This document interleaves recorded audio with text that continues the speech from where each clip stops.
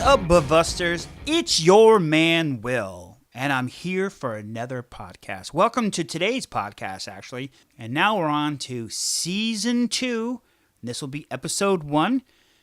And before we get into all the details about who we're going to hear today, I want to thank everyone. I want to thank my wife first, Adrienne. I want to thank that she always was supportive of me. She's encouraged me to be to follow my dream, to be creative, to create my own company, my own photography business and food, to create this awesome podcast. And I've been able to take that encouragement and to build upon it. I want to thank my mom. Mom, you're like my super fan. Every time I put something on Facebook, you just share it. Thank you, Mom, and the rest of my family, including my mother-in-law, Karen, who I love you to death. Thank you. You're just like my mom, Lucille. I want to thank the fans. I want to thank people that have listened to us. The people that, when I approached them to do a podcast, and everyone's like, yeah, okay, I'll do it. And then I explain what Bvster is. And for those of you that don't know what Bvster is about food stories, beverage stories, and the creators that create them. I want to show their story. I'm not the only one that needs encouragement. A lot of times I get down, I'll listen to a podcast, get encouraged, pump up. It's like having your own personal cheerleader. And I want the Bvster podcast to be your cheerleader, especially when you're creating a food brand or a business. We all know that at the end of the day, you end up working for yourself. So either you work for yourself doing something you truly love, like food, nourishing your family. That's what Bvster is about. We're all about community. Now, today's podcast, we interview John Holl. John Holl, he's an author, a journalist, a podcaster, but he likes to be known more for his title of husband and father. He is a pretty big person in the craft brewery scene. He writes for several magazines, which we'll find out about, and he's been on television. So now, on to the podcast. I'm with John Holl.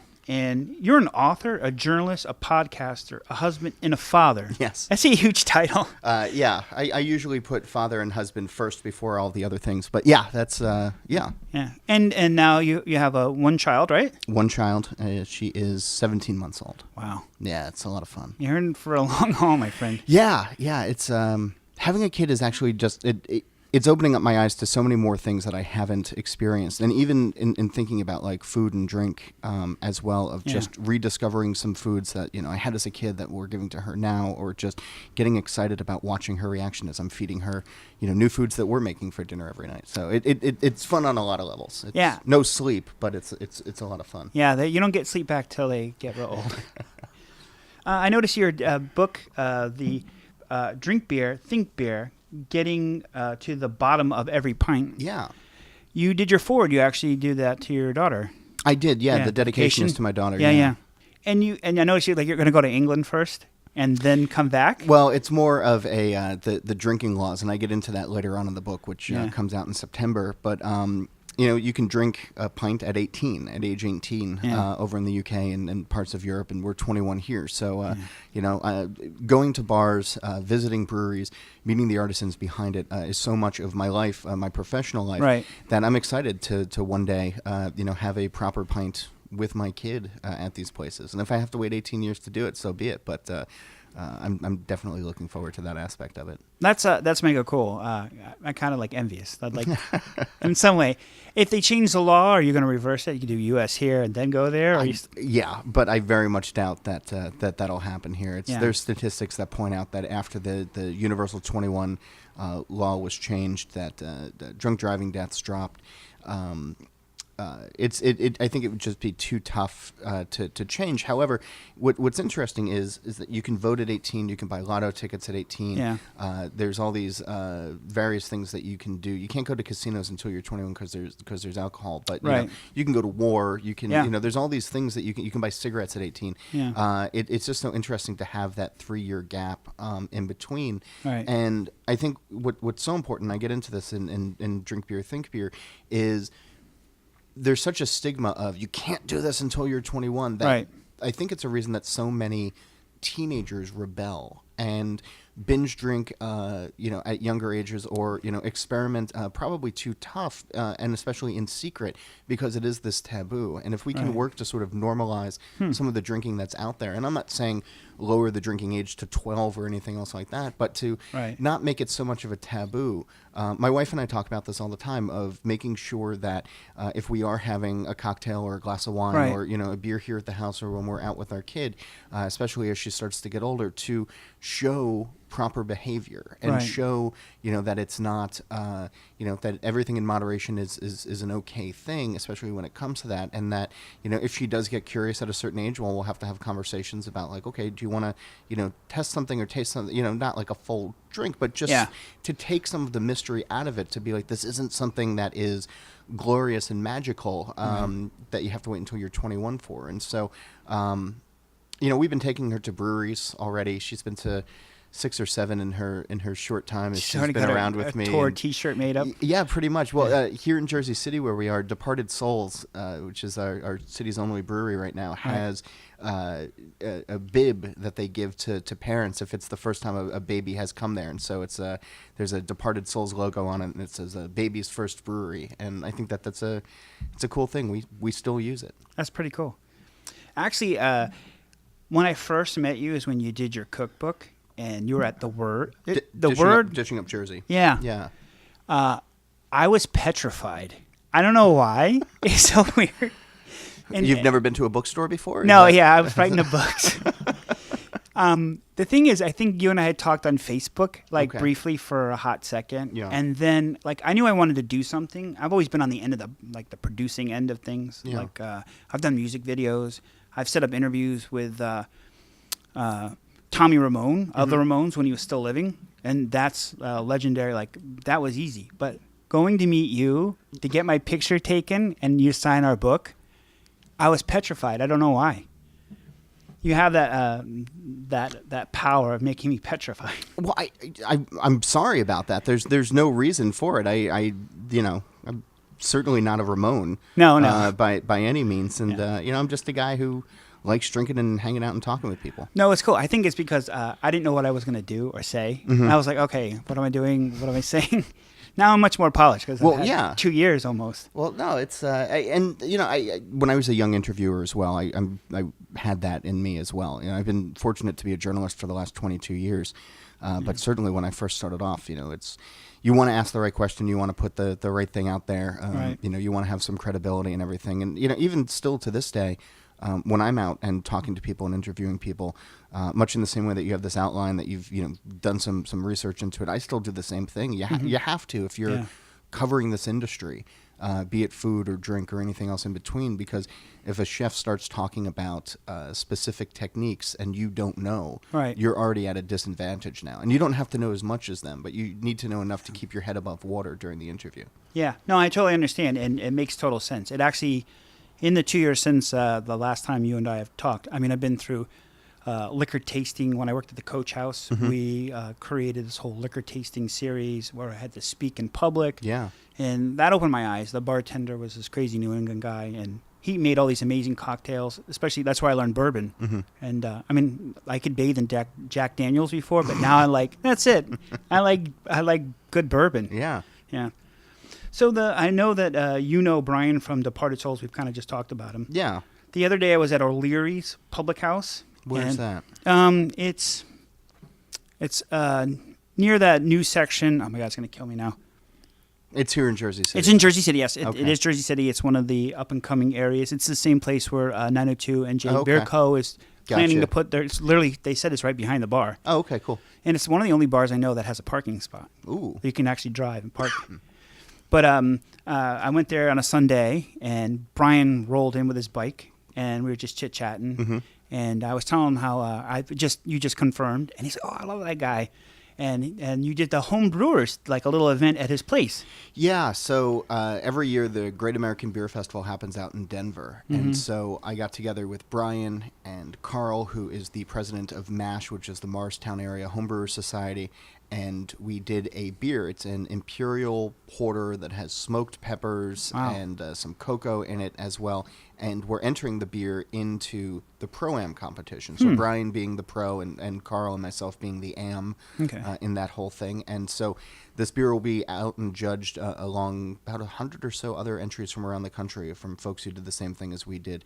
But mostly it was just an excuse to get together and hang out and try a new recipe, a different recipe for us, and really just to sort of have some fun. For as much as I write about beer, which is my full-time job, right. I don't brew all that often. And so getting in there and measuring out the ingredients and actually stirring the wort and cleaning out the mash tun afterwards and all of these other things, I haven't done that in quite a while. It's a great workout. Yeah. And I don't envy the guys who do it day in and day out, but it just helped me get in there a little bit more and have better perspective. So yeah, the beer I might still be available down at the brewery. But I'll have to check it out. Yeah. Actually, this weekend and next weekend before fall kicks, my wife and I are doing this mini tour of several areas. Right? Nice. That's one of them. The one thing about beer and liquor and period, it's sociable, and I think that's the thing I like the most. Like if I wanted to just stay home and drink, I could do it, but I really want to be out with people, and I think that's the big draw with like breweries. You see like how the brewery industry, especially in our country, is it's okay, is exploded. Do you foresee that it could be hindered by laws and regulations that will slow it down a little? No.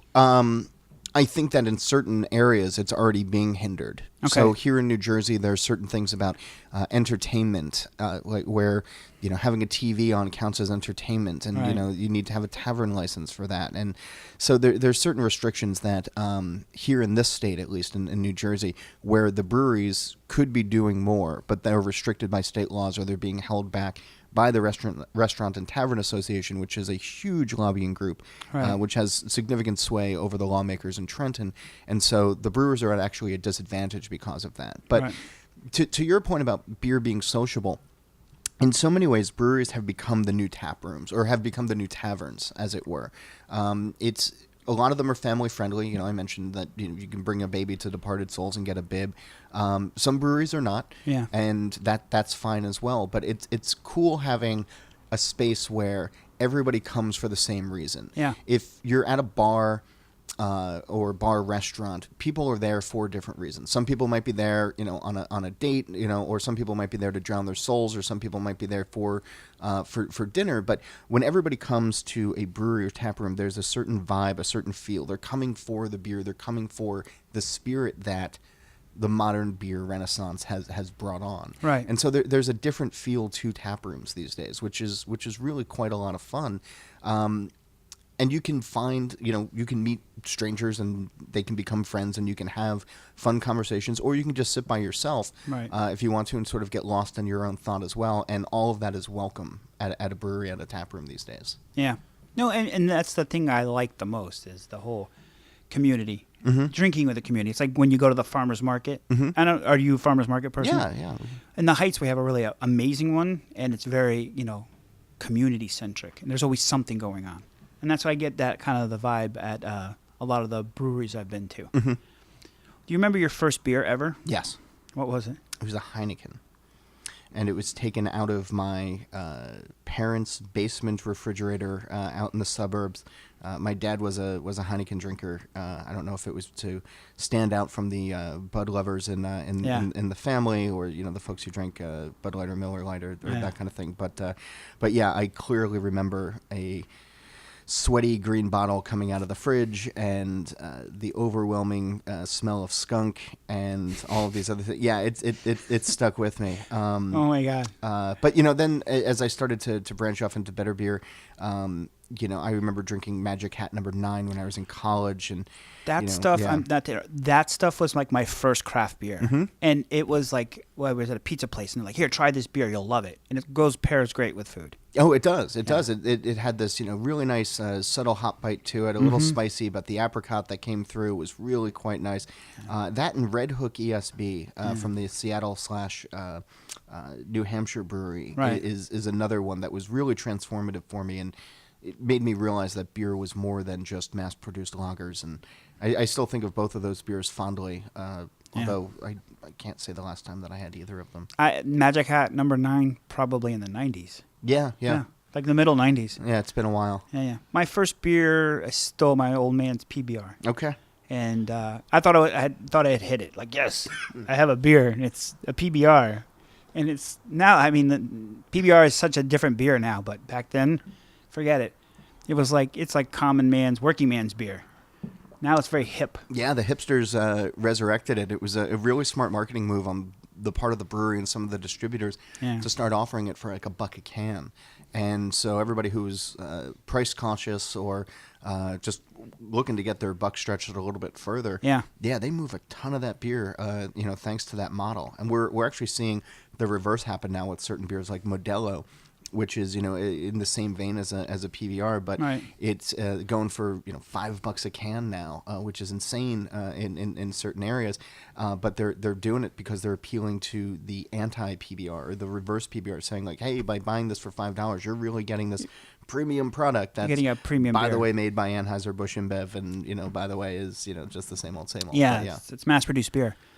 Do you have a favorite? Do you ever do a beer and a shot? It's been a while. Shots get me in trouble. I think the problem with shots, at least for me, is you lose count of how many you're doing, and then the next day it's pretty hard. So I try not to mix too much when I'm out these days. If I'm having cocktails, I'm having cocktails. If I'm drinking beer, I'm drinking beer. But yeah, I can't even think of like what I've had as a beer and a shot in a really long time. Do you have a recommendation? Actually, I'm an old school Boilermaker. Okay. So I was telling you about Joe the bartender from Boston. Yeah. So it's a funny story, but I won't get into all the details. But the Coach House hired him. They hired me. I hired him to revive. Like, they have a full bar. It's like amazing in that end of North Bergen. But we were like, let's come up with a beer tasting, like something. We actually had Brooklyn Brewery send somebody over, and they talked about beer. We had some real good stuff. Yeah. And he said, let's do like a beer and a shot night.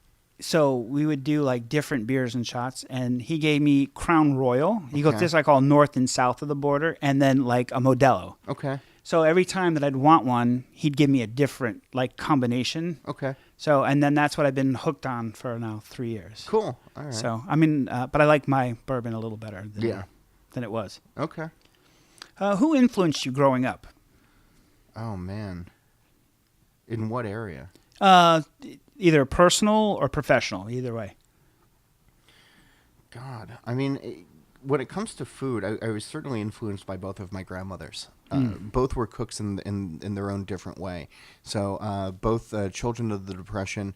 My paternal grandmother had 7 children and would cook all the meals, and most of it would come from scratch. She was Ukrainian by heritage, and so there's a lot of soups and stews and a lot of meat-heavy dishes, as it were. And so she had this old saying of start with an onion. And so she'd slice up an onion, and it'd either go into a pot or into a frying pan, and then she'd see what else she had in, and she'd just sort of like MacGyver up a meal and come up with stuff. And she had her own recipes that were written down for special things, but I just remember her sort of being a maverick in the kitchen with coming up with different things. And then on the flip side, my maternal grandmother grew up in the Bronx, of Irish descent.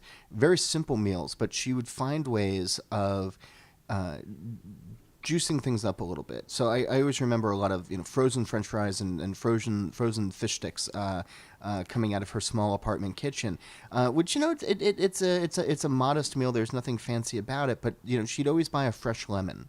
So there'd always be fresh lemon along with the frozen fish sticks, and a little garnish like that, just a little extra pop of flavor, just a little something to make it stand out, is something that I still, even if I'm ordering in, or if I'm making something really simple, even for the kid, I try to have a little touch like that, because it adds just a little bit more vibrancy, and it shows that you care a little bit more than opening up a box, dumping it on a cookie tray, 400 minutes or 400 degrees for 20 minutes. Yeah. It shows that you're putting just a little bit more thought in there. Professionally, it's weird. I watched a lot of Letterman as a kid, and I was always in awe of not only his quick wit and his ability to do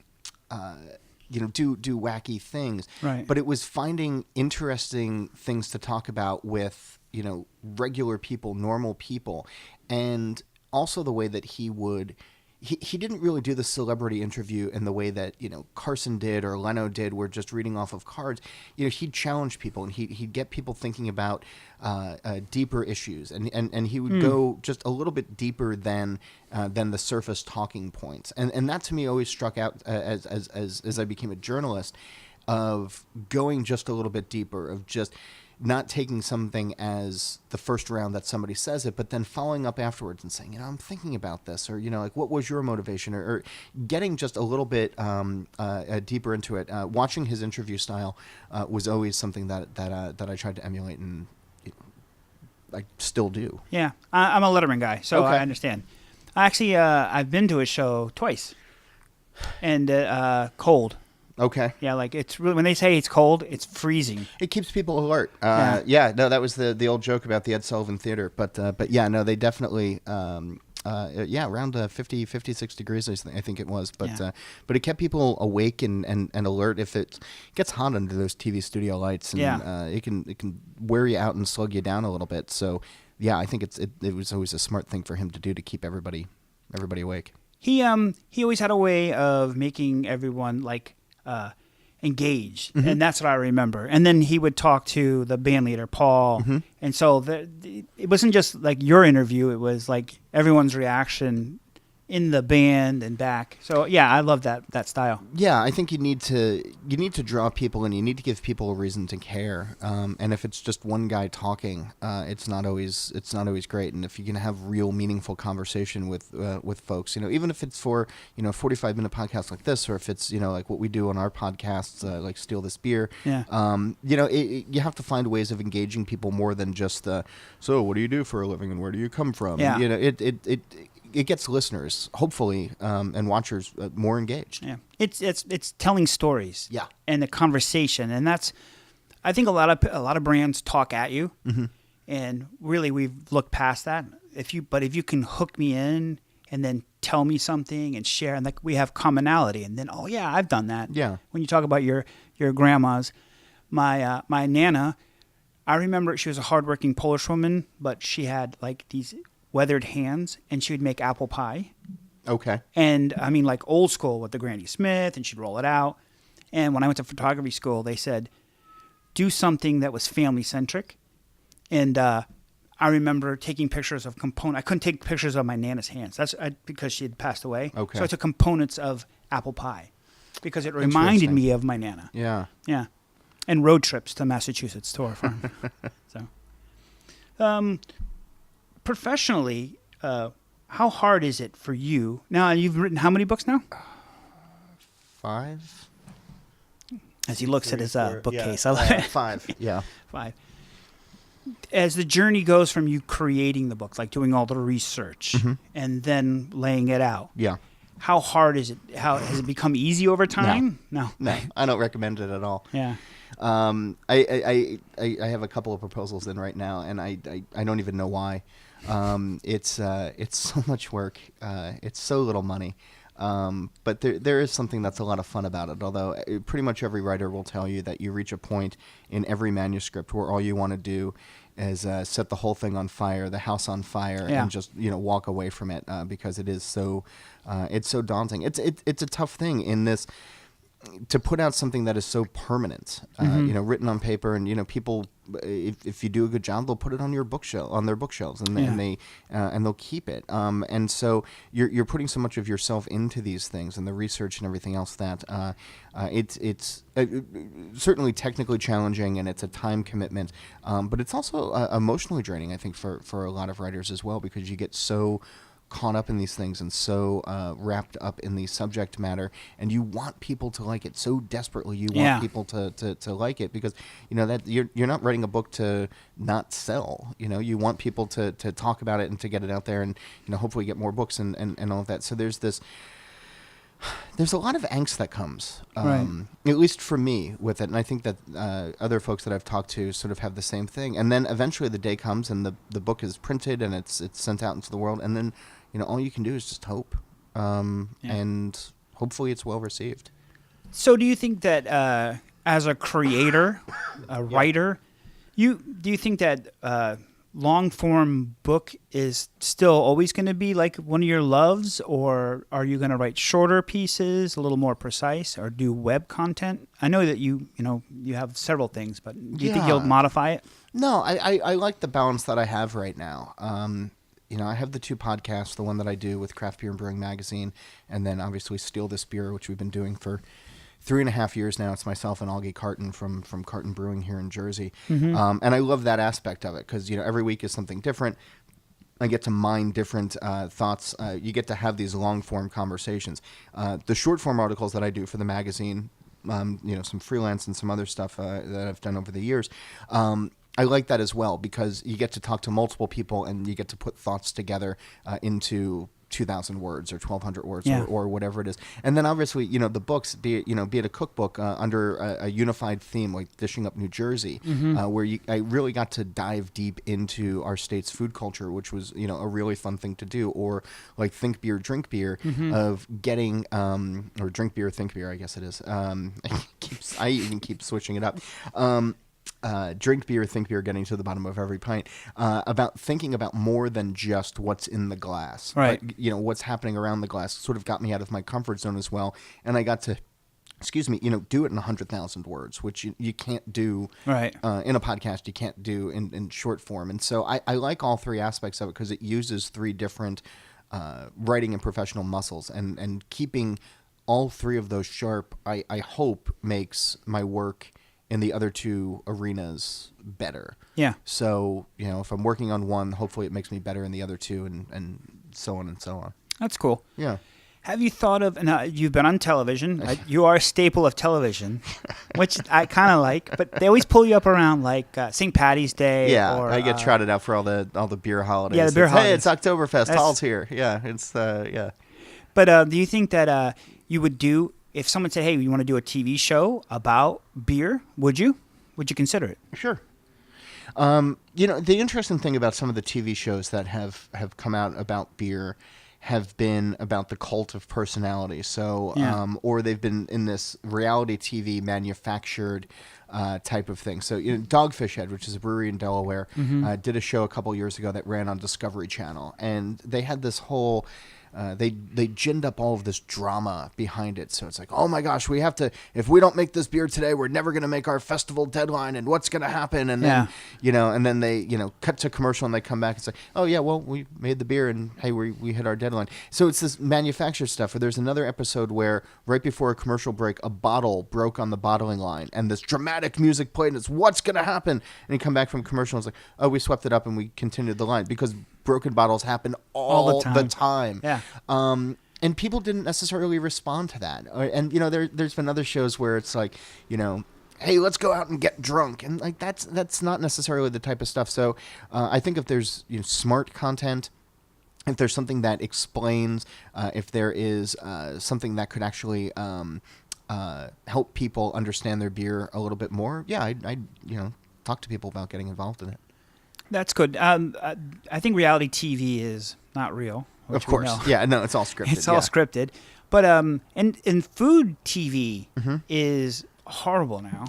I honestly, I grew up with Julia Childs in the 80s. And she's pre-80s, like the 70s. And Kent Graham, I think, was the other guy. But they had like real forefront shows. This is how you cook. This is how you do. And now you have to have a game show with food. Yeah. Like you can't just go... We're going to make beans. We have to go get the can of beans and fight someone along the way. Yeah, and that stuff kind of bothers me. the thing that I do like, and I don't watch a lot of Food Network TV or we do watch a lot of PBS, so America's Test Kitchen and New Scandinavian Cooking and shows like that, right. Which I'm a fan of because it introduces you to the people, or it introduces you to the processes of things. But one of the cool things, even about Food Network and some of these others, is you have the opportunity to be introduced to recipes and cuisine and areas that you might not otherwise, know. Right. And so, we are, very much an insular community. People stay close to home. They eat McDonald's because it's familiar. They know what it's going to taste like every time. But, Food Network could have a burger show on, and right. they say, okay, well, we're going to make a burger that has andouille sausage in it, and, here's, what andouille is. And yeah. It helps people, I think a little bit more about what they're eating and become a little bit more brave and think about going to the farmer's market and being inspired by, right. okay, kohlrabi is in season now. Like, what's kohlrabi? And, you pull up Food Network and they have some recipes of things that you can do with it. It's like, all right, cool. Like, and yeah. I don't know if people would think that before. The game shows and the cult of personality, like, the frosted tip Guy Fieri. Guy Fieri, yeah. I don't think that does much to further food culture, and it's more brain rot entertainment than anything else like that. But there are some good things that are out there. Yeah. A lot of the food presenters, and I actually worked with one recently. Okay. It was very eye-opening, mm-hmm. and I'll leave it at that, how he explained that everything's kind of like this weird tour. You're trying to cram so much in to your food show. And then he would sit down with these meetings in Chelsea where all the Food Network is. Yep. And they were like, well, why aren't you developing your social media? And he's like, because I need help. Not everyone is a social maven. Yeah. Not everyone can hire people. And I think I think people, not everyone, but I think people see someone with an Instagram and they're taking pictures of their food. But yet there's that's all they are is pictures. You have right. It's a complete story. And and I think that again it goes down into I'm terrible at Instagram. Right.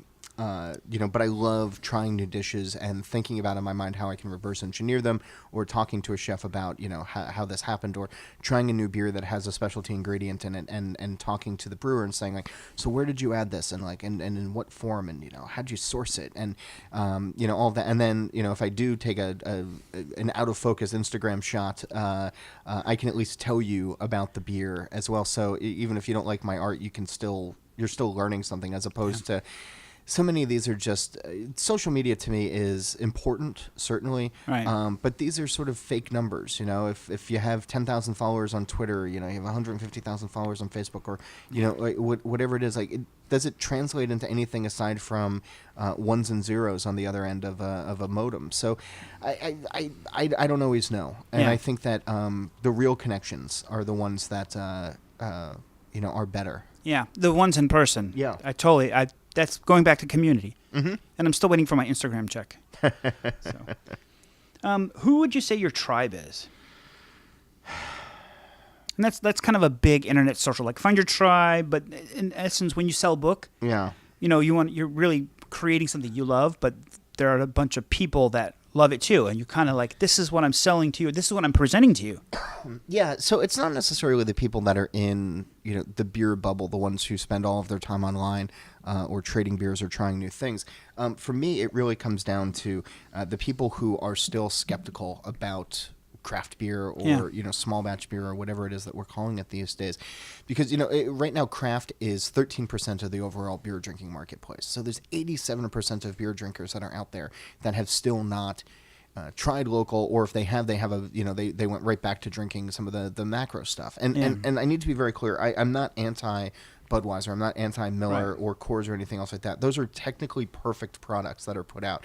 Bud tastes like Bud every time that you drink it, which is something that a lot of small breweries can't do from batch to batch. There can be a brewery that has a pale ale recipe, but depending on who made it that day or how the brewer was feeling or the ingredients that would have available, it can vary wildly. So you might like it one week and then you go in the next week and it's a new batch and it's dreadful. So I never criticize Bud or any of those guys for being big or having a streamlined process. But for me, taking some of the mystique out of beer these days, or people who say, "Oh, I don't like beer." It's like, well, there's 7,000 breweries in the country right now. Like, I'm sure we can find one beer that you like, and that's sort of a fun challenge for me. Is education without condescending people. Yeah. So that's sort of, I guess, who I like to hang out with and who I like to talk with, and yeah.